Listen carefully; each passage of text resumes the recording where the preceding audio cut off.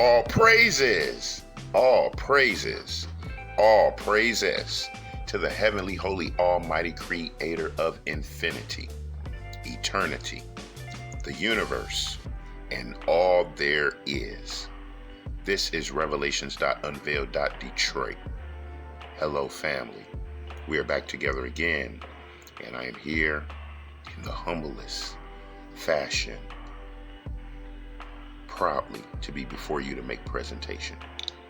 And my continuous salutations of serenity and solace for your peace, care, and safety to the 12 tribes of the house of Israel scattered abroad into the four winds of the earth, as well as my brothers and sisters of the world, the melanated and Moors, the original man and children of God, the sovereigns and sojourners, the copper-colored, the colored, and people of color, the natives, Negroes, and niggas, the aboriginals and indigenous, the African Americans and blacks, the descendants of slaves, and those conquered and colonized.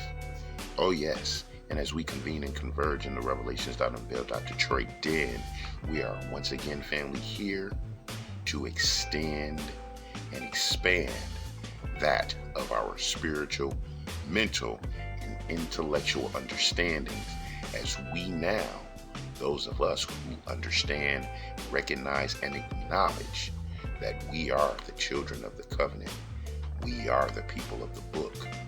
And so tonight, family, as we are together in safety, comfort, joy, and love, and we are looking into the windows of the soul of our fellow beings, we are ready to receive the heat and the fire of the wisdoms of the word, of the world, and of the holy power.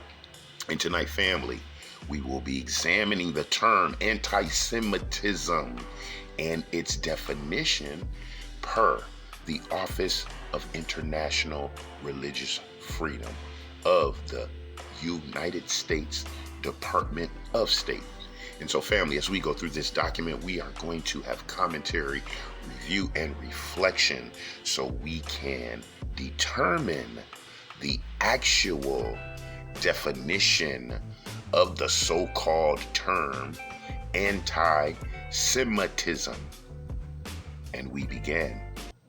The Department of State has used a working definition along with examples of anti-Semitism since 2010. On May 26, 2016, the 31 member states of the International Holocaust Remembrance Alliance, of which the United States is a member, adopted a non-legally binding working definition of anti-Semitism as its plenary in Bucharest.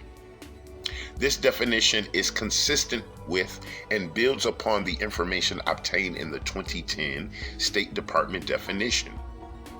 As a member of the IHRA, the International Holocaust Remembrance Alliance, the United States now uses this working definition and has encouraged other governments and international organizations to use it as well. In Bucharest, May 26, 2016, in the spirit of the Stockholm Declaration that states, with humanity still scarred by anti-Semitism and xenophobia, the international community shares a solemn responsibility to fight those evils. The Committee on Anti-Semitism and Holocaust Denial, called the IHRA Plenary in Budapest 2015, to adopt the following working definition of anti-Semitism. On 26 May 2016, the plenary in Bucharest decided to adopt the following non-legally binding working definition of anti-Semitism.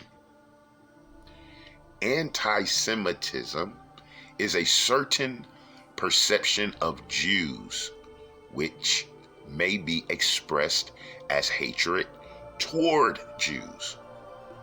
All right, family. So right there, let's get into the definition. The word Jew is short for Judah. The descendants of Judah are referred to as Jews. Judah is one tribe of the nation of the house of Israel. Israelite, nation. Judah, tribe, descendants, Jews. Rhetorical and physical manifestations of anti-Semitism are directed toward Jewish or non-Jewish individuals and or their property, toward Jewish community institutions and religious facilities. All right, so now we have the term Jewish, which means to be like a descendant of Judah. It does not mean they are descendants of Judah. And so now the working definition covers a perception that can be expressed as hatred, physical damage, and property damage or to community institutions of the Jewish people. To guide IHRA in its works, the following examples may serve as illustrations. Manifestations may include the targeting of the state of Israel conceived as a Jewish collective. All right, family, so from the outset, Israel is not a state. Israel is a man. Israel's original name was Jacob. He wrestled with the angel and was blessed with the name of Israel, a prince who has power with the Most High. He had 12 sons, which sprang 12 tribes, individual tribes collectively into one nation, the house of Israel. The tribe of Judah is the so-called application these people use. They are not of the tribe of Judah. They are Jewish. They try to be like the tribe of Judah. They are European converts to the religion of Judaism that has nothing to do with the Holy Scripture. However, criticism of Israel similar to that leveled against any other country cannot be regarded as anti-Semitic. Anti-Semitism frequently charges Jews with conspiring to harm humanity, and it is often used to blame Jews for why things go wrong. It is expressed in speech, writing, visual forms, and action, and employs sinister stereotypes and negative character traits. So family, if we employ our spiritual eyes and depth, that paragraph actually is a description of the so-called blacks here in America. Let's reread it with the mind frame that it's speaking to, the black collective of America. Criticism of Israel similar to that level against any other country cannot be regarded as anti-Semitic. Okay. Anti-Semitism frequently charges that Jews, blacks, with conspiring to harm humanity. And it is often used to blame Jews or blacks for why things go wrong. It is expressed in speech, in writing, visual forms, and action, and employs sinister stereotypes and negative character traits. Wow, family. Was that a declaration hidden in parable for the actual real descendants of the tribe of Judah? It is certainly applicable.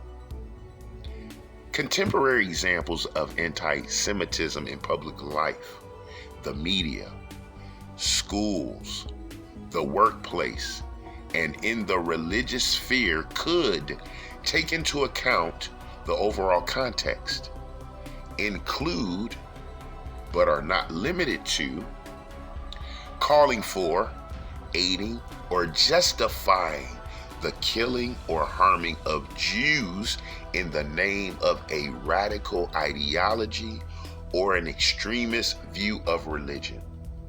Wow, family. So, even though this document was crafted for the Jewish people, now, if we look in depth and apply it to the actual Negroes, the descendants of slaves on American shores, the context of anti-Semitism in public life could call for aiding and justifying the killing or harming of Jews, substitute that, of blacks, in the name of a radical ideology, democracy, or an extremist view of religion, Christianity.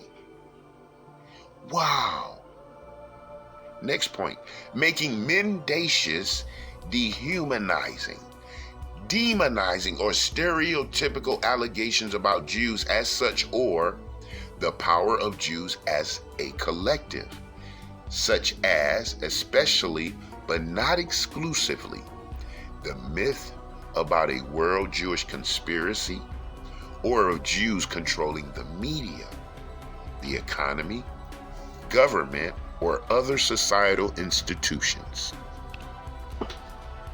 So now, family, there's a dual application here.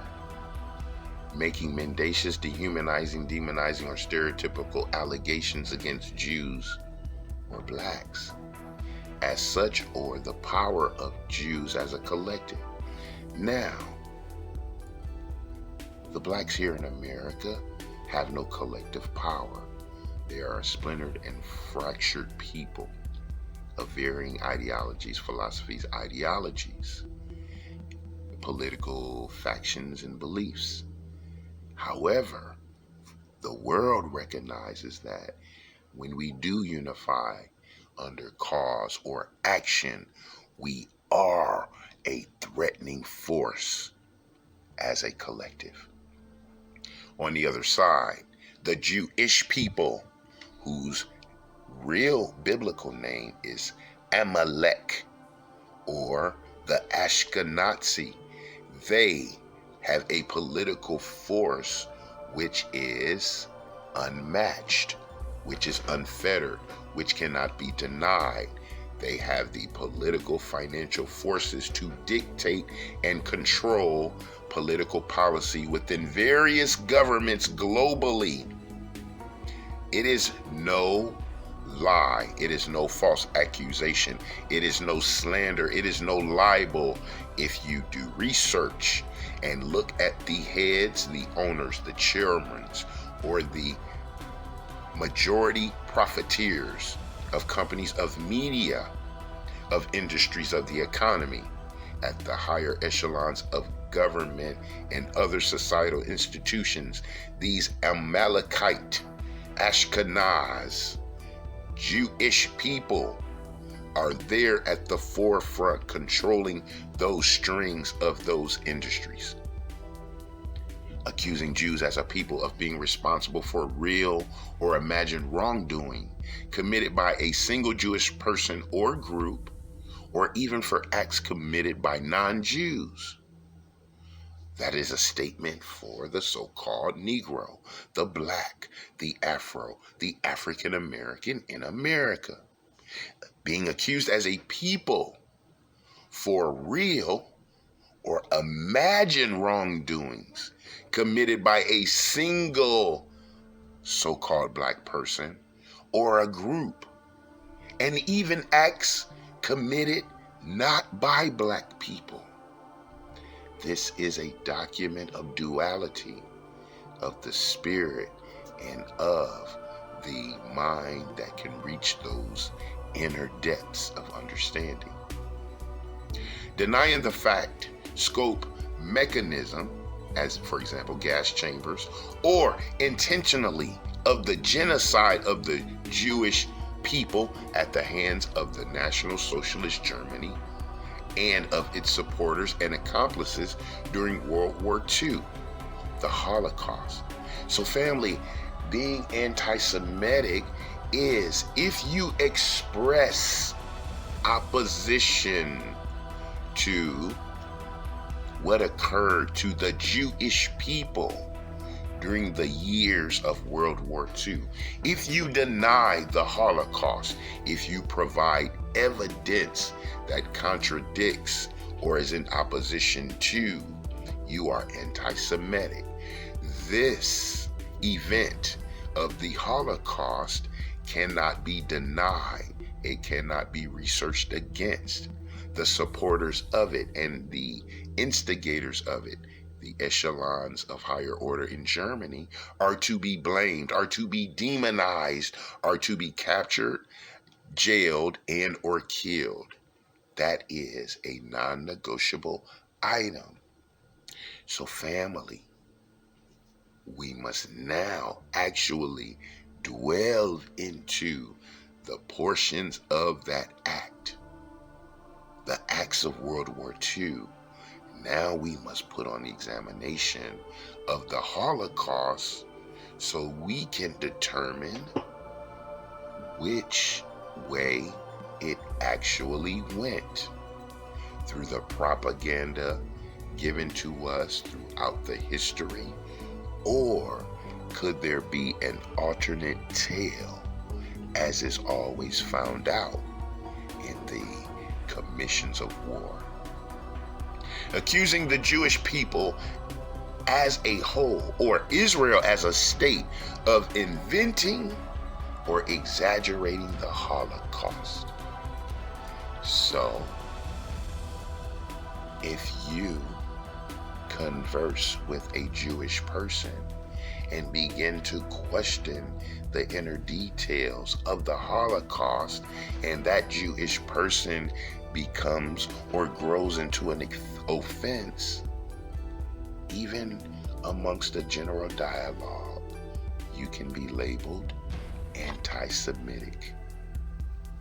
Accusing Jewish citizens of being more loyal to Israel or to the alleged priorities of Jews worldwide than to the interests of their own nations.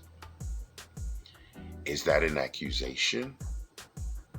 Do not the Amalekite Ashkenaz, wherever they reside in the world, have dual citizenship? That if at any given moment's notice, they can leave whichever country they reside in and find nationality, residential status in the created state of Israel, as done by the Balfour Declaration. Denying the Jewish people their right to self-determination, for example, by claiming that the existence of a state of Israel is a racist endeavor. So, what Jewish self-determination has been denied? A state was created for them to exist as a group. The owners of the majority portions of your media, your television industry, your educational industry, your religious industry, it could sound like a monopoly administrated by the Ashkenazi people. Using symbols and images associated with classic anti-Semitism, claims of Jews killing Jesus, or blood libel to characterize Israel or Israelis. So family, let's take into account, what about the symbols of the noose? What about the symbols of burning crosses? What about the symbols of chains and fetters and masks and electric chairs and stripes and prison cells and whips and dismemberment and rape and torture? All that which is of the American historical platform. This has been done to the true children and descendants of the tribe of Judah here. This is a definition that should be legally binding for those people brought here in chains and bondage under prophetic biblical declaration. Applying double standards by requiring of it a behavior not expected or demanded of any other democratic nation, such as you must operate in the name of your captor, the language of your captor. You must be taught by your captor in your educational curriculum, in your religious curriculum. You must assimilate and be non-negotiable in surrendering any heritage or idealism of nationhood of yourselves. That is the call against the so-called black people. Drawing comparisons of contemporary Israeli policy to that of the Nazis. So, it is anti-Semitic if you take the book of law of the Nazi operations and put it next to the book of law of Israeli policy. Israeli, a false name, just like Jewish, a false title. The people of the book are Israelites from the man named Israel, and it is 12 tribes from Asher to Zebulun. Judah is only one tribe of the nations. Holding Jewish people collectively responsible for the actions of the state of Israel. That is utterly a ridiculous statement, family. Who is administrating, who is in political leadership of the nation or the state of Israel today? If something goes wrong, who would be the collective group of people to place blame on?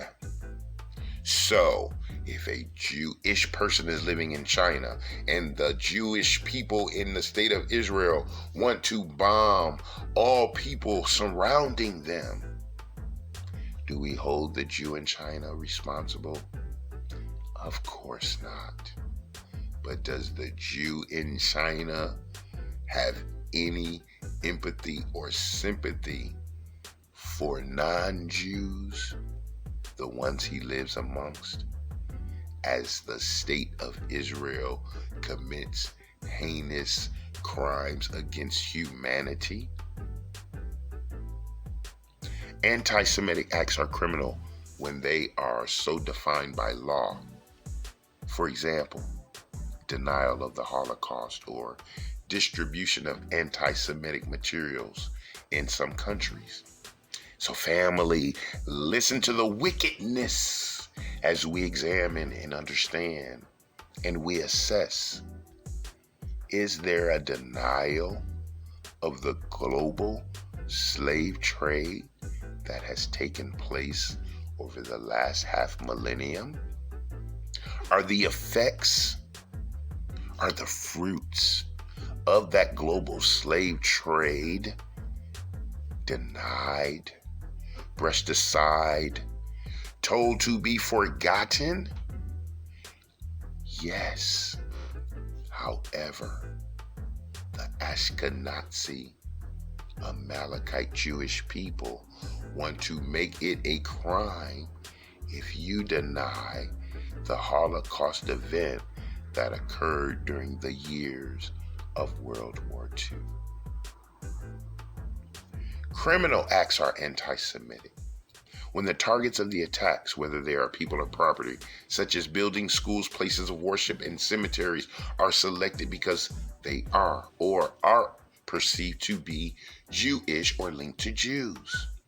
Another applicable statement to the Negroes of America, where you are commonly attacked by common people, by the policing forces of the municipalities, by the so-called system of justice to which you are the majority target. You are targeted as people, your property taken, sieged, burned, destroyed, repossessed, your buildings, your schools, your churches, your places of rest, all bombed, desecrated, and brutalized by the various hands of the oppressive system of the American society. And they are against the Negro, as we are selected as the prime target of their incarceration and modern-day slavery. Anti-Semitic discrimination is the denial of Jews of opportunities or services available to others and is illegal in many countries. Another applicable statement to the actual people of bondage scattered from their original homeland and arrived on the American shores. The denial of education, liberty, and the pursuit of happiness under institutionalized government system for 200 plus years, and another informal system of segregation, discrimination, torture, disenfranchisement, denial of government systems and services and opportunities, all legislated by the higher political powers, of which the Jewish Ashkenazi people were a willing and financing participant. So family, we will take this term anti-Semitic. All of us of the 12 tribes of the house of Jacob who know who we are as we continue to be the light of shining to our brothers and sisters of the world as we come into this burgeoning tsunami of the awakening, acknowledging the Holy Spirit of the Holy Power, creator of all, awakening his children of the covenant, bringing us back to the law of light, the law of truth, as we await the return of the holy anointed Messiah to resettle the earth as he purges it in flames and sets up the eternal kingdom for the children of Israel.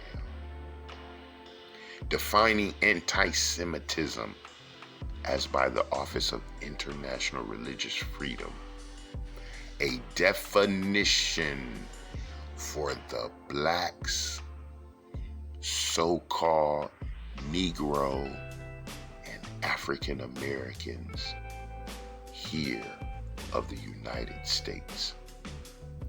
And family, we shall continue our review. We shall continue our extension, expansion, and expounding. We are the nation of the book. And until we are together again, I love you. I love you. I love you. This is Revelations.Unveiled. Detroit.